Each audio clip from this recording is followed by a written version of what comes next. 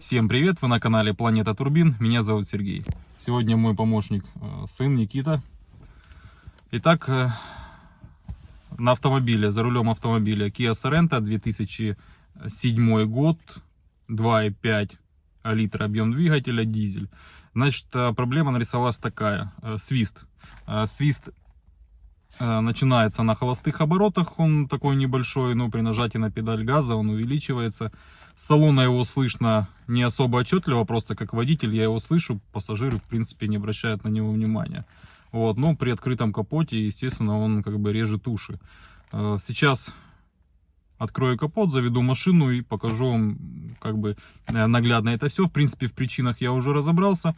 На канале у меня есть видео, почему свистит турбина. Там я рассказываю непосредственно о причинах свиста турбины и почему может этот свист появляться, ну, если виной тому не турбина. Сейчас посмотрим наглядно. С сорентоводом будет интересно.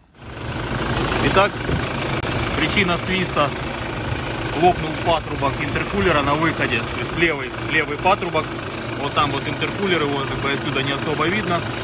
Вот металлический патрубок, это уже выход с интеркулера, и там он соединяется непосредственно с интеркулером вот таким вот резиновым. Вот в нем там обрисовалась дырочка. Сейчас Никита погазует, посмотрим, какой будет свист. Так, в принципе, его, я думаю, вы свиста не слышите, но я как бы дополнительные шумы услышу как водитель. Давайте.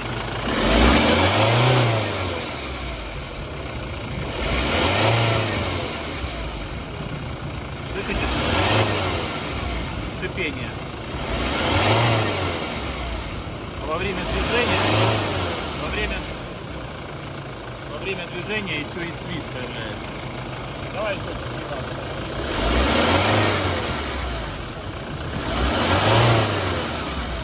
Вот такое шипение.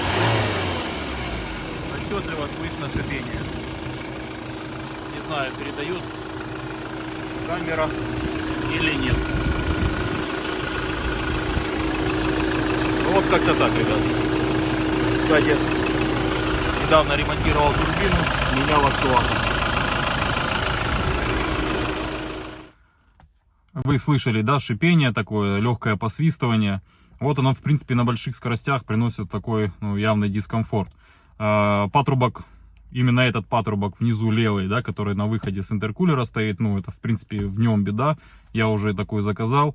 Мы с ребятами на станции, когда диагностировали, снимали защиту, этот патрубок видно, при перегазовке прям видно, он когда надувается, вот оттуда сифонит прям воздух. Почему еще видно? Потому что двигатель немного сапунит, и в принципе интеркулер уже по ходу переполнен маслом за все свои там энные пробеги, вот.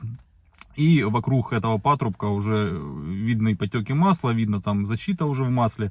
Ну, то есть параллельная заменная патрубка. Буду снимать интеркулеры, мыть его, чистить, вот, и так далее.